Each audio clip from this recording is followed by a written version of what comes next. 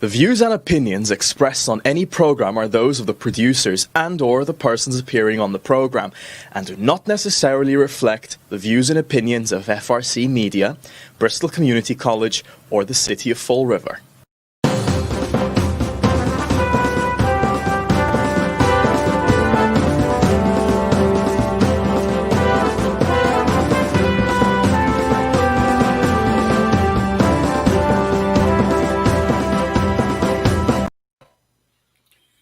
Well, hello. Welcome to Spindle City Straight Talk. I'm Chip.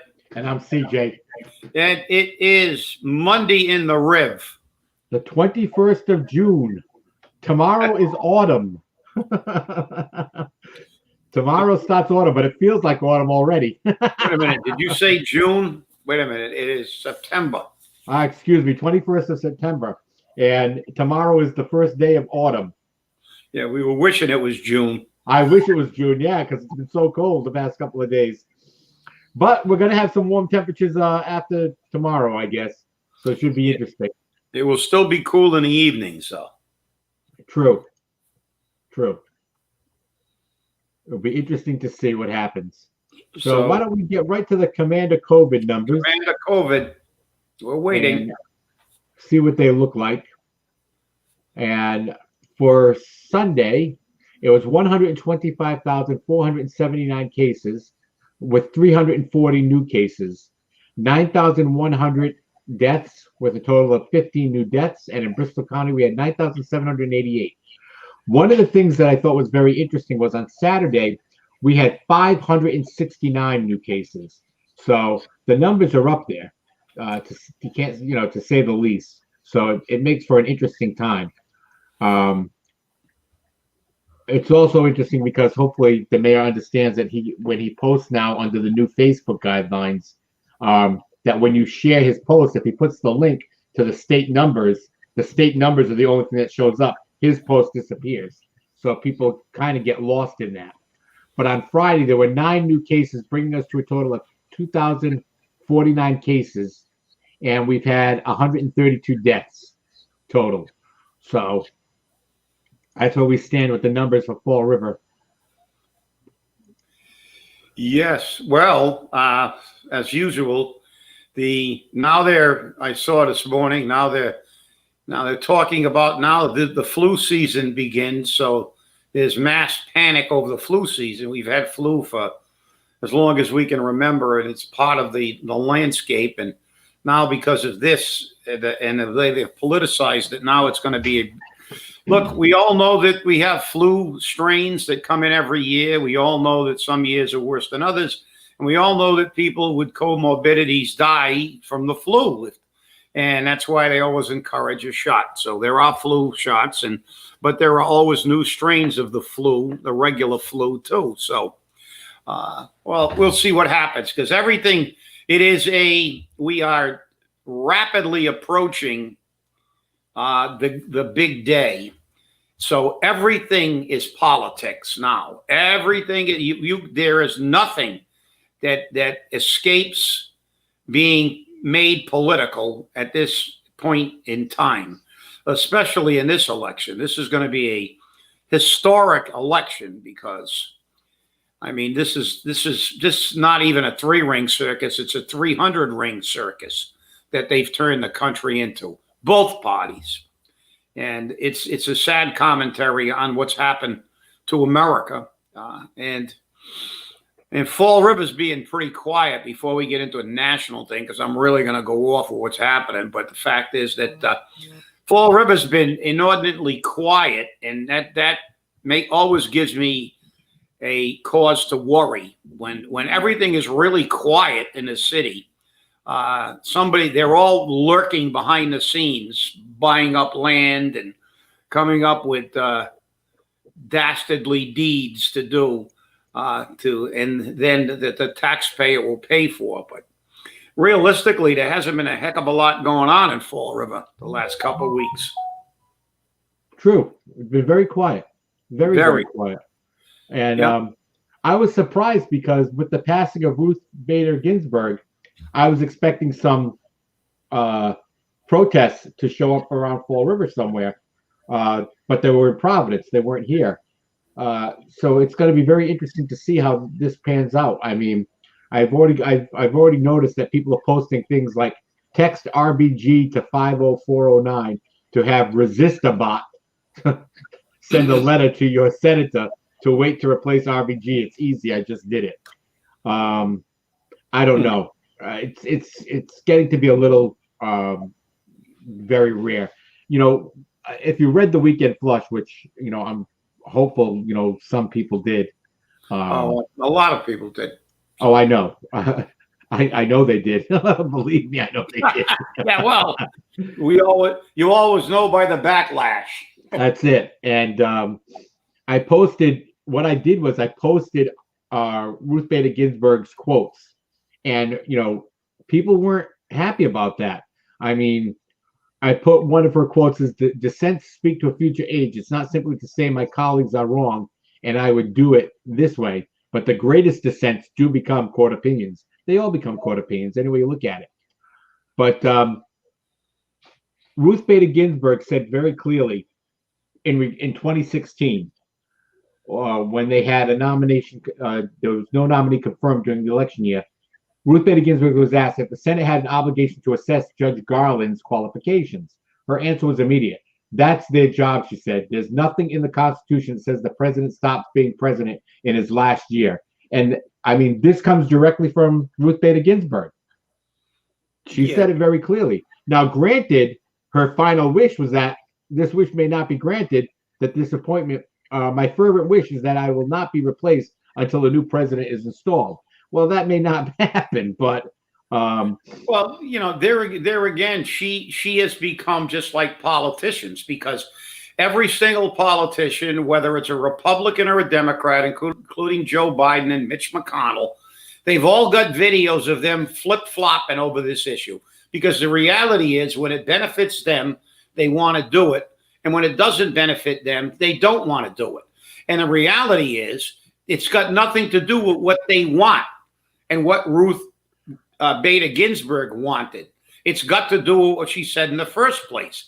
The president does not stop becoming president in his last year of his presidency. Therefore, that they have the right to make Supreme Court appointments in their last year, and the Senate should be confirming them. Now, that's one of the problems that I see in this country, that we have politicized the Supreme Court.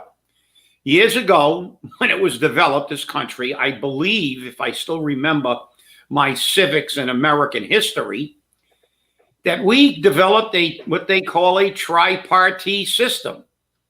We had three distinct and separate parts of our government, which acted as checks and balances. They were not supposed to work together. They were supposed to have checks and balances, as we do in Fall River, but we've only got the legislative and executive. We really have no. But the federal government has a tripartite, three. Now the judiciary is supposed to be a judgment. They interpret law. They do not impose their personal opinions. They're not supposed to. They're not supposed to. But I believe Justice Ginsburg said that at some point in time, but then she also did the opposite. There was one case she ruled purely against what the law said, and then they passed a law to support her legal opinion after the fact. So this is my problem with the whole process, and I don't give two craps who's in power. The reality is that the Supreme Court has been manipulated into a political arm of whatever party controls the court. And that's not what it was intended to be. And that was one of the beginnings of the undoing of the American system, political system, in my opinion, because the Supreme Court is not supposed to be a partisan body. And right now the fight is all about abortion. The Democrats, who most of whom, especially the progressive wing, are pro-choice and for abortion, do not want a judge appointed to the court who is pro-life. They want to appoint pro-choice judges. And they've gone to the point, and what gets me, CJ, and you can obviously, you're going to get your wheelhouse because I'm just about wrapping it up here. But I mean, listen, just like in Fall River, they blatantly disregard laws. They just don't care. You know, the contract, it says you're supposed to fund something. We don't fund it. We do it whatever way we want. Well, now the Democratic Party has basically said they finally came out of the closet and said, we don't give a shit what you people want. We want power. So if he gets his way this time and we get power, we're going to increase the size of the Supreme Court, appoint all our people, and have the majority opinion in the Supreme Court. That's like telling the American people, you know something? We don't give a damn about the system that was developed by our forefathers. We don't care about the Constitution. We don't care about the government, the way it was set up. We want the government to do what we want it to do, not what you want it to do as the people. The hell with the checks and balances. The hell with the Supreme Court. This has become a political body. And they've come out and said they are going to change the size of the court to give them an advantage. And it wouldn't be the first time. It wouldn't be the first time. But I mean, what, you know, this, we allow it to happen. This is my point. The people of this country don't throw these bums out every 2 years or every 4 years, or in the case of a senator, every 6 years. They don't throw them out. And when they stay in power forever, this is what happens. They've destroyed America. They've destroyed our political system. It is no longer a republic. It is at best a constitutional monarchy, and they are the monarchs. But they're trying to turn it into a Marxist socialist society. They want to make all the rules, and the rules are what they want. And what the people want is irrelevant because they can order you into the house and to stay in the house. And I read that judge's opinion on the last show that said there should be no new normal, but there's no more government. We don't have a government anymore. We have a bunch of politicians infighting and selling the voters in their particular, that support their particular party, a bill of goods. Put me in power and I will take care of you. That is not America. They're supposed to be there to do what we tell them to do, not promise us they're going to take care of us in their new regime. And that's what they're doing. So with that, it's your turn because I am not happy with it. Like I said, if I was 20 years younger, I'd leave the country. Now it's getting so bad. Well, here's an interesting bit of Supreme Court trivia or information. In 1866, Congress passed the Judicial Circuits Act, which shrank the number of justices down to 7 and prevented President Andrew Johnson from appointing anyone new to the court. 3 years later, in 1869, Congress raised the number of justices to 9, where it has since remained. So again, you see how politicizing the Supreme Court, it goes all the way back to the 1800s. Yeah, this isn't something new. And who did it, CJ? Yeah, well, that's Congress. Yeah, Congress. And who puts people in Congress? We do. That's the point. They have been jerking this system around since the 1800s because when they created this system, everybody fights about the Constitution and its interpretation. How about the system itself? The system that's defined. And they, as you said, there's your proof. And why did they do it? For political reasons. And then in the 1800s, did the citizens rise up and throw everybody out of Congress that did that? No. And therein lies the problem. The problem is you get the government that you deserve. If you let these people BS you into believing they have anything in their agenda except their self-preservation and power, you're nuts. You need a psychiatrist. If you look at what's going on in the United States now, and you think that these people are your representatives, are abiding by their constitutional duty to be a representative of you, a government, of the governed, of the people, by the people, and for the people, you are totally out of your mind. You're totally out of your mind, because this is a government of the politician, by the politician, and for the politician, and for their parties, individual parties. And whose fault is it? Hey, you can't fault them for trying to stay in power, but you can fault the voters for falling for this crap. And you know something? It's not only they've been falling for this crap for hundreds of years. How did Hitler come to power? With Goebbels and lies and letting them give up their rights. So now they're sticking you in your house, ordering you, telling you what to do if you can worship. As a matter of fact, I think I saw on TV the other day that the Archbishop of San Francisco came out and wrote an op-ed against the governor of California because they won't allow them to worship. And he said in the soundbite I saw, they interviewed him, and he said, the Constitution does not give us the right to practice our religion, have freedom of religion. It protects that right.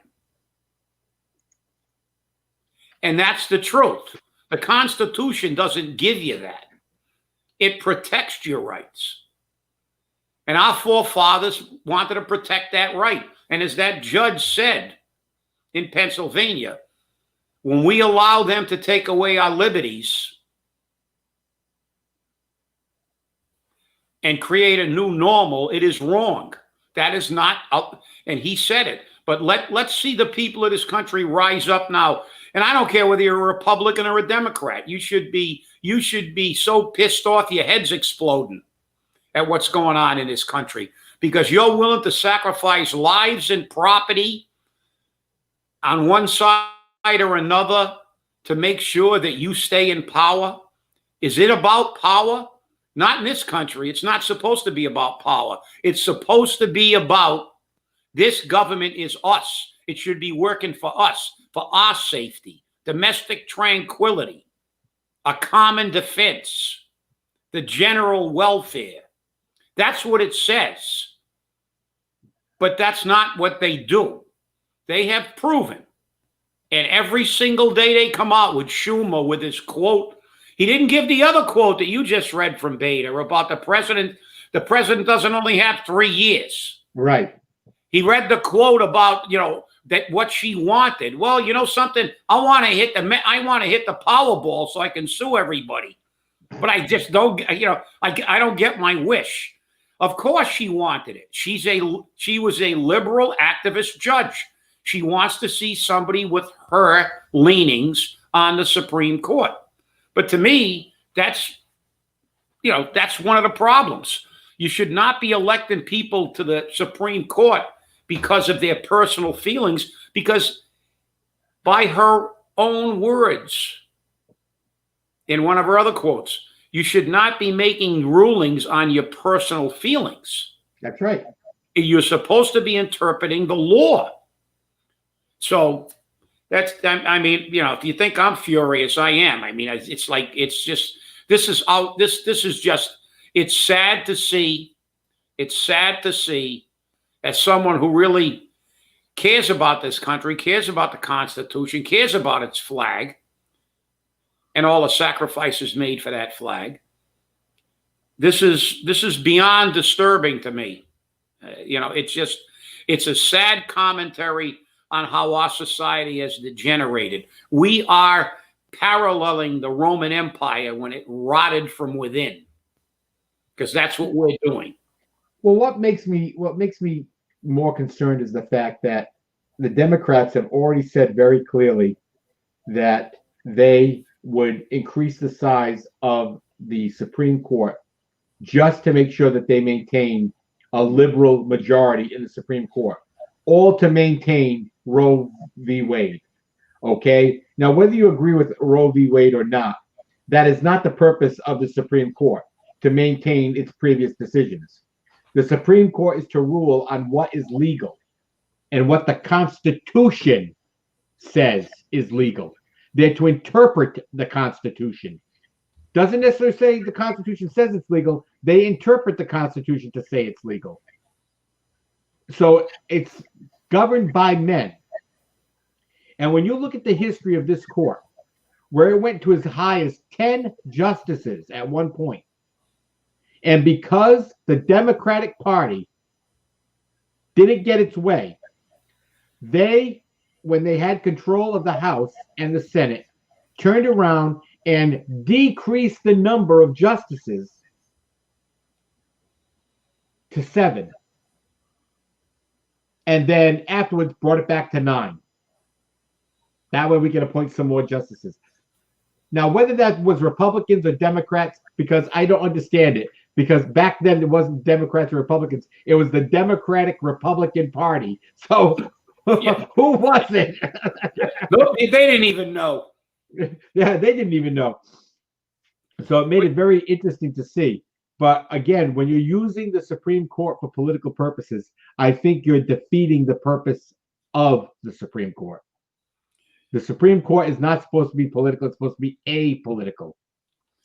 And Ruth Bader Ginsberg, while she was a leader in liberal activist judges, and she was the lead of the liberal judges on the Supreme Court, she politicized a lot of decisions. And she always said that they were politicized.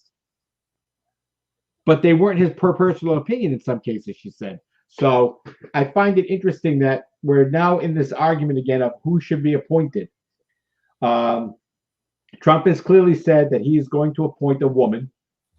He's made that clear at a North Carolina rally. He said he has a name. He's got a couple of names. The list is pretty wide. And he's going to pick one of those names and he's going to submit it to Mitch McConnell for appointment. So we'll see what happens. Is that going to be today? Is that going to be tomorrow? I don't know. On average, it takes 70 days for a Supreme Court justice to be confirmed. Ruth Bader Ginsburg was confirmed in 44 days. So we can look at that. It's not always necessarily 70 days. So this could happen pretty rapidly or take a full 70 days. But any way you look at it, if it does take the full 70 days and it happens after the election, it's still before the end of this president's term. This president's term, if he's not reelected, ends on January 20th. Therefore, up until January 19th, he's still the president. And his appointments are still valid. And once you're appointed to the Supreme Court, you're there for life. That's the way it is. Well, there you go again, CJ. You're actually stating the way it's supposed to be. You can't do that in this country now. There you go. You know, laws and things. That's all we ever talk about on this show is laws and things like that, which, you know, we realize in the political arena, all they are is just they're there for decorative purposes only. The reality is, you're right. Why, you know, the Supreme Court, this is all political. I mean, this morning I watched Joe Biden flip 3 different ways on this issue. When it favored him to be opposed to having someone nominated, he was opposed. When he could be in favor, the same thing with Mitch McConnell. So we get them both parts. But that's what politicians do. They flip-flop whatever favors their political party and agenda. But you got to the foundation of the issue, the very foundation of the issue. Their opinions are like anal sphincters. Everybody's got one. Some work better than others. But the fact is, all they are is they're political. They're doing it for political expediency. The way the system was created and is supposed to work, it is supposed to be apolitical. It is supposed to be a system where the president of the United States, and they say, well, the people have got to speak. Well, the people have spoken. Donald Trump was elected, whether you like it or not. He was elected to office. And now the way the Supreme Court is supposed to work is that he proposes and the Senate disposes of Supreme Court nominees. And as Ruth Bader Ginsberg said, his presidency doesn't cease after 3 years. So this is supposed to be a non-political exercise. It is supposed to be an exercise in creating a judicial branch appointment that is supposed to be, by very definition, non-political. As you said, it is supposed to be about interpreting the law, interpreting constitutional intent, not rewriting the Constitution, not applying their personal opinions. And let's face it, let's get down to the bottom line here. This appointment is all about, because I know the Dems are saying it, but it's about Obamacare. Yeah, and, obviously that's another issue if you personalize it, which it shouldn't be. But this is all about abortion. This is all about abortion because the candidates that have been so far gone over and looked at by the media, the females, fundamentally they are all pro-life. As a matter of fact, I was watching some of the background information on two of them, and two of them really got skewered when they got their present judicial positions by the Dems, who were pro-choice because of their advocacy for pro-life movement. But see, that thing shouldn't even be an issue because these judges are supposed to be ruling, as you said, on the law, on the Constitution, on the constitutional intent. But somewhere since our forefathers drafted such an amazing document, we've managed to pervert it, crap all over it, and manipulate it for political benefit. And this is where we ended up now. Riots in the streets, college professors saying it's okay to kill people if they have a different opinion, and the loss of virtually all our freedoms to government when we are supposed to be the government. So, I don't even know where we go from here. But I'll tell you what, it's going to be a hell of a ride. We go to Thunderdome. 2 men enter, 1 man leaves. yeah, Mad Max and a Thunderdome. That's right. 2 men enter, 1 man leaves. It just gets to be, amazing. But I got to say, the loss of Ruth Bader Ginsberg, whether you agree with her decisions or not, was a great loss to this country and a great loss to the Supreme Court. She was an amazing woman. She worked every day, even going through chemotherapy and being treated for cancer and having multiple cancers. She still went to work. She was not going to stop. She was not going to stop. So I'm sure that in her last days, that was one of her thoughts, was that, oh, I got to get back into the courtroom, because that was the type of woman she appeared to be. So it makes for a monarch, for the lack of a better expression, of public service. And that's what she was. She was a monarch of public service. Yeah, well, she did. Look, every woman in this country has to thank her, whether you agree with all her opinions or not. She was a fighter, and we always respect people who are willing to fight for what they believe in. And that's what she did her entire life. So you can't, and that's one of the problems. She was very friendly with Justice Scalia, who had 180-degree opposite beliefs. And you know something? Therein lies the way America should be. You should be able to disagree without being disagreeable. And, may she rest in peace. May she rest in peace. Thanks for watching, everybody. It's been great to be in your home. Please remember, stay safe, stay angry, and remember, look out at your politicians.